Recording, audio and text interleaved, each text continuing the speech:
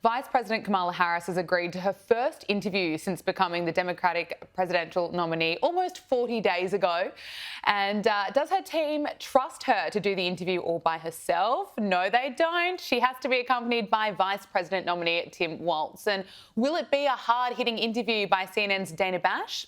This is the kind of thing that is playing out all over conservative media. I just want to do a little bit of record correcting. Harris was put in charge, as you said earlier, of combating the roots of immigration. She was not and is not the border. I've seen a lot of statements from veterans, including those you served with, saying it's just untoward to be criticizing somebody who served for 24 years. It's no wonder she secured the interview. Brittney, what are you expecting from this?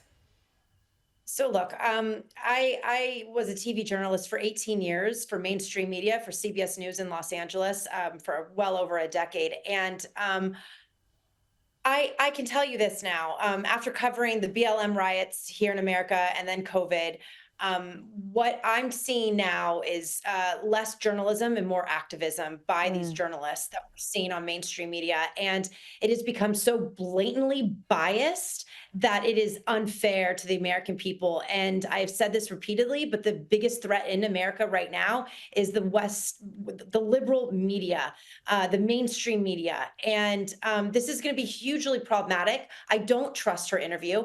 I question whether the questions will be given to her prior. I'm confused as to why he's going to be there with her. Here we have this strong, independent woman running for president, and yet you have to have a man sitting next to you while answering the questions. We know that Kamala Harris isn't that great off the cuff. Everything has to kind of teleprompter scripted. And so, I mean, this will be an interesting interview, but I am very tempted to say that this is going to be very structured and planned, and she's going to know the answers because she can't really ad-lib. Yeah, and it's not going to be done live, so that's an advantage for her. But as you say, I don't know why she can't do it by herself. Look, we did this last week, but there are just more and more Kamala Harris supporters every day being caught out that they actually have no idea why they like her. What is Harris's biggest accomplishment to date as vice president? I don't know. I don't feel comfortable doing this anymore. She was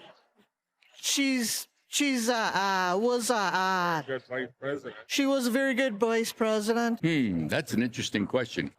Getting to vice president. I have to do more research on her, honestly. I'm just glad to see a woman of color in charge for once. That's it. I haven't followed her political career that closely.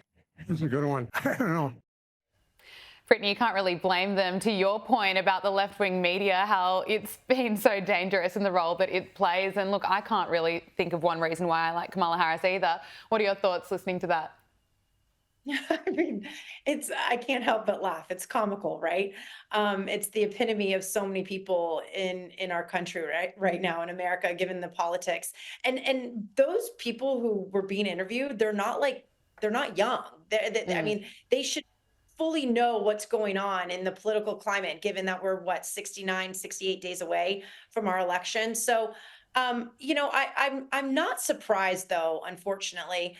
And you know, again, I think with social media and the way people are getting their news nowadays, they're just really reading the headlines and they're not really reading the actual stories, just like how Kamala is spewing her policies, but yet we're not really understanding, well, how are you going to implement those policies? So the American people are just hearing the nuts and bolts, the headlines and how mainstream media is really making her look so perfect and great.